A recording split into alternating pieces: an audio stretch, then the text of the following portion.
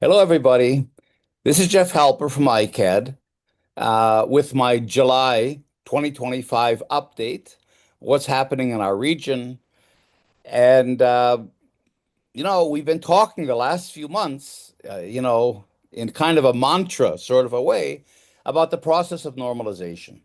In other words, we're all focused on Gaza. Let me begin with that. Gaza is, probably maybe together with Sudan today, humanitarian crisis and issue that we're facing, the genocide, the engineered starvation, that Israel is imposing on the Palestinians, um, the ethnic cleansing, the announcement yesterday that Israel's establishing what it calls a humanitarian city, a concentration camp in the southern part of Gaza in order to concentrate the people of Gaza in this humanitarian city in which Israel is very clear they will not be allowed to leave, which will be a transit camp towards sending the Palestinians, deporting them, forced displacement, which is a war crime, uh, forcing them to other countries under the guise, of course, of voluntary migration.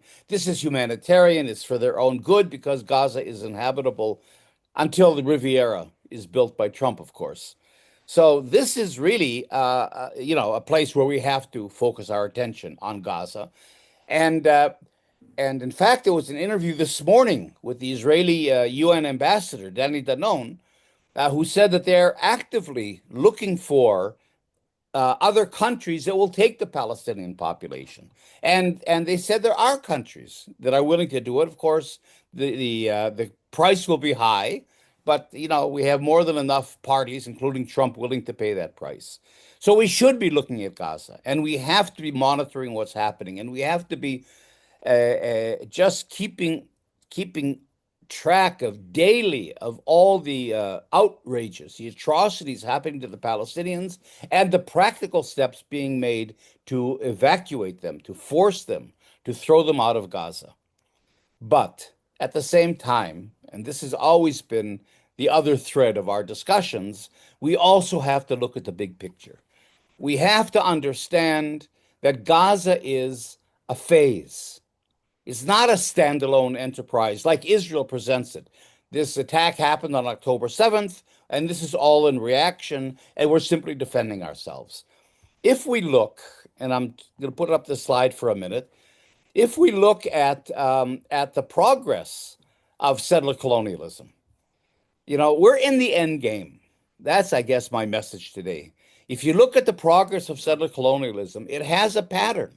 There's invasion, settlement, the foundational violence, because as we all know, genocide is built into settler colonialism.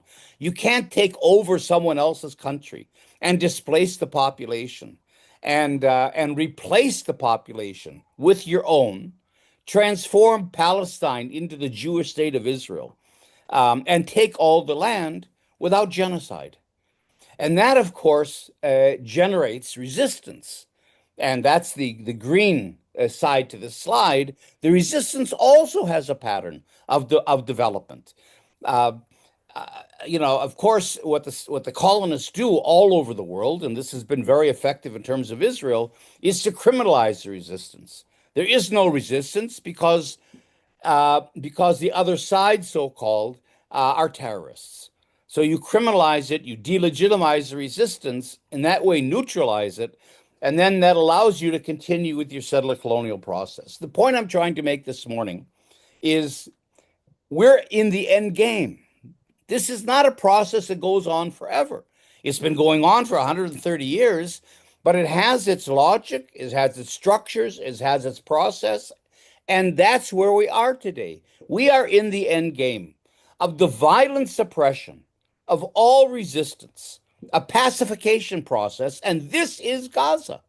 Gaza is the quashing of the last bastion of Palestinian resistance in Hamas, the Islamic Jihad, in Gaza itself, and don't forget also in the West Bank, especially in the northern West Bank, where the refugee camps are being attacked by the same conventional military forces. Israel talks about Gazifying the West Bank. In other words, what I'm talking about here might be an analysis. I'm trying to bring this out. I'm trying to bring this into our political discussion. But it's nothing hidden. It's not a conspiracy. It's not my opinion. It's not just there. It's happening. It's what they're telling us. But we have to be listening. In other words, if we don't know the concept of normalization, we don't know the role that pacification takes as a prerequisite for normalization. That normalization is the way it all ends. It simply ends by normalizing the facts on the ground. And Israel becomes accepted by the Arab world and the international community. If we don't know this, or if we don't plug it into our discussions, even concrete discussions of what's happening today in Gaza, but have that context to it, if we're not educating the public, um, we're simply not uh, we're not understanding, and we're not able to effectively oppose the settler colonial process. And the Palestinians are at a point in their resistance today, which is very difficult for them. I won't get into all of that, of what I call summoning power.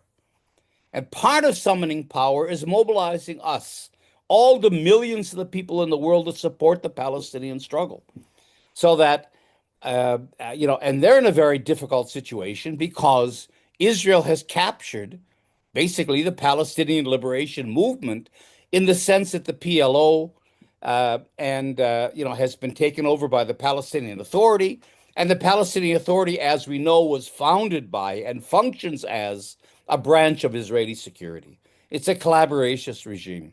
So the Palestinians have to both somehow form a civil society um, alternative to the PA, maybe a civil society PLO, and begin to develop their own political program, which has to be, as we've talked about, a one democratic state over all of historic Palestine, and then mobilize all of us. So, as they're in the stage of summoning power, which is very difficult and is behind the political process, because the political process of the progress of settler colonialism, with the support of the United States and the Arab world, is at its end game today. So we're really in the end of times from the point of view of Zionist settler colonialism, transforming Palestine into a Jewish state, and that really is behind the urgency, I think, of my messages. And this whole idea of normalization, which is such a dry, gray academic term, is hard to mobilize people around. But this is the name of the end game. Now, uh, Netanyahu has been in Washington now for the last couple of days, and the meetings he's had with Trump have been very revealing. And one of the things that comes out is that it's Netanyahu that is going to decide, almost alone, but in consultation with his other collaborationist allies, Saudi Arabia, the Emirates, and some of the other Arab states, what's going to happen to the Palestinians? What, in fact, is going to be this end game?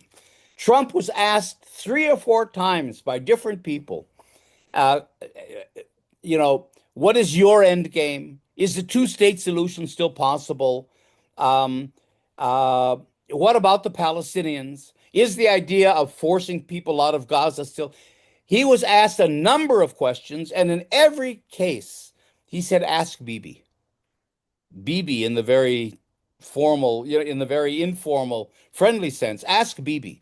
In other words, the United States has no policy. It doesn't care what happens to the Palestinians. It doesn't care what the final results are here.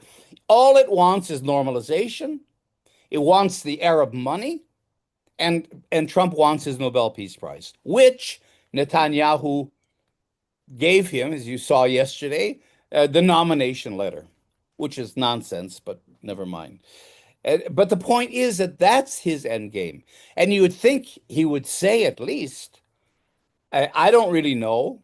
I don't meet Trump. I don't really have a policy. Ask Marco Rubio, who's sitting next to me. He's the American Secretary of State. He's responsible for American foreign policy. So the fact that Trump gives the answer to Netanyahu.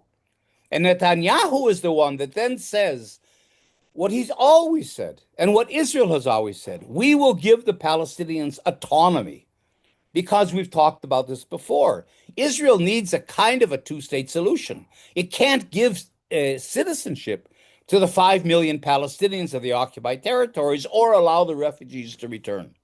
So there has to be an apartheid state, a little Palestinian Bantustan on little islands on maybe 15% of historic Palestine.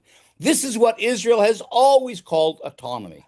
And Netanyahu has always been upfront about this. He was asked once, what is your concept of a two-state solution? And he said, autonomy plus, state minus. So what Netanyahu said yesterday was, we'll give the Palestinians self-rule, but they'll never be able to threaten us. So that Israel will always keep security control over any Palestinian state. He said that outright in a cabinet meeting in Trump's office in Washington, D.C. yesterday on TV. So all of this is there. What we have to be doing, and we're not doing it well, as a movement to support the Palestinians, is to connect these dots for people, to help people understand what's happening, what the process is, and who's making the decisions. And what comes out of all of this, of course, is that the Palestinians play no role whatsoever. They're not a factor. Nobody thinks about them, and certainly nobody's consulting them. In the whole Abraham Accord process of the last few years, and now continuing towards its completion, the Palestinian Authority has never been consulted. The Palestinians are absolutely irrelevant, and it's part of our job to help insert them into the, not allow this to happen without the Palestinians being first and foremost, in our minds. So that basically where we are then is that, I think we're in this end game, and uh, and so what we have to do again, because this normalization process is happening. I mean, it's upon us. You know, we love to be linear. I mean, I've had many Palestinian colleagues say to me, "Look, first we deal with the genocide, and then and then we liberate Palestine, and then we'll deal with whatever happens politically after that, one state, 10 states, whatever it is." In other words, almost a three-part process to the liberation process. But that's not the way it's working. In the real world, and we saw it yesterday in Trump's office, things are compressed, things overlap. We can't wait. We don't determine the agenda. We don't determine the timetable. If we don't multitask, if we're not on top of the political process, we're going to lose, you know? And that means that when they're today, I mean, again, Trump is meeting with Netanyahu today. They're talking about two things as one. They're talking about Gaza and they're talking about the Abraham Accords together. They're not separate. They're not separate stages. And we have to understand that the pacification of the Palestinians in Gaza is simply a precondition for immediately moving on to the final stage of settler colonialism, which is to normalize Israeli apartheid. So, so I guess my message of this month is we have to, um, I don't know, I don't even know how to put it exactly. We have to be better in our own educational processes. We're reactive. We do demonstrations. We do encampments. We have different kinds of campaigns, but they're not. We're somehow disconnected from this political process. There's a disconnect. I mean, we've always supported ICAD, the BDS movement. It's a very important movement. It does great work. But now the BDS movement has just announced a new campaign to boycott Coca-Cola. Really?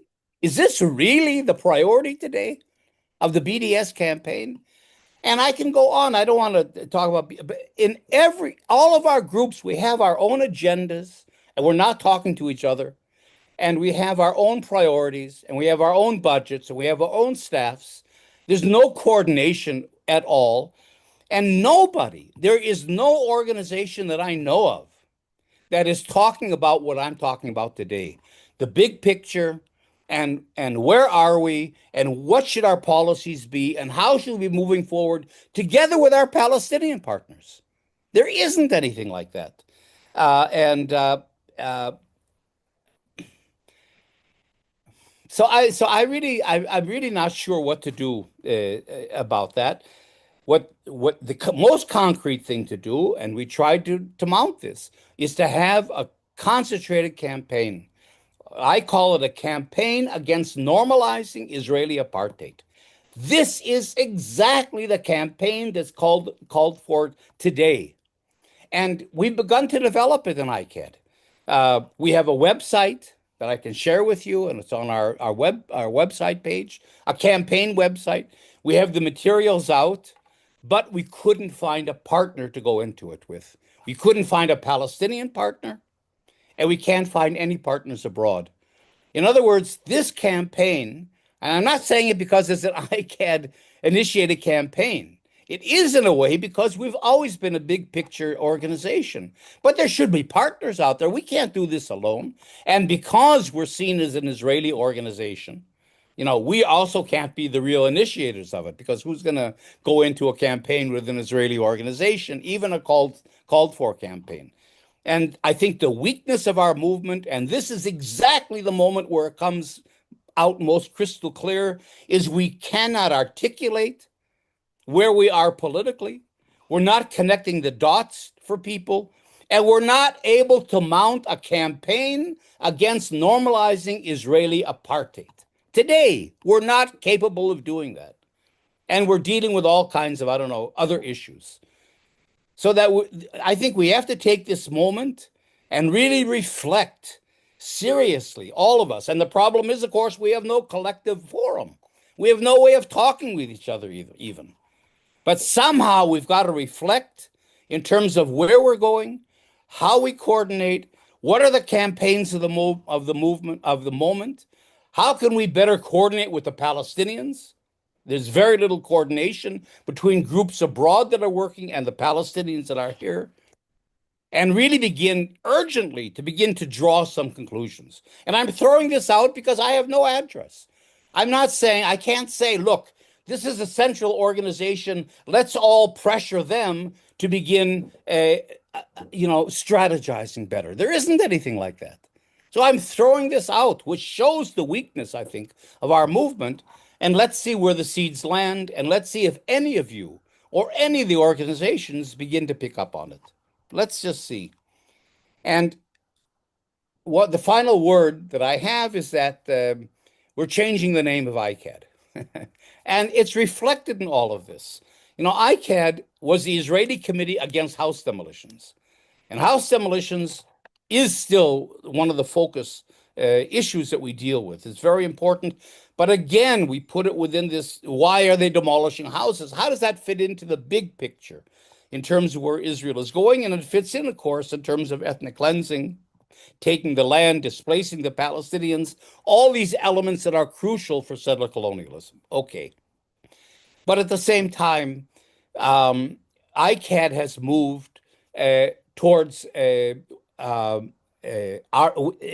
of the summoning power that we're trying to develop with our Palestinian colleagues is to develop our own end game. What would be the Palestinian-led just end game? In terms of instead of normalization, and the only possible way out of this is one democratic state over all of historic Palestine. Our idea was then that there wouldn't be an Israel. There is no more Israel. Zionism is gone.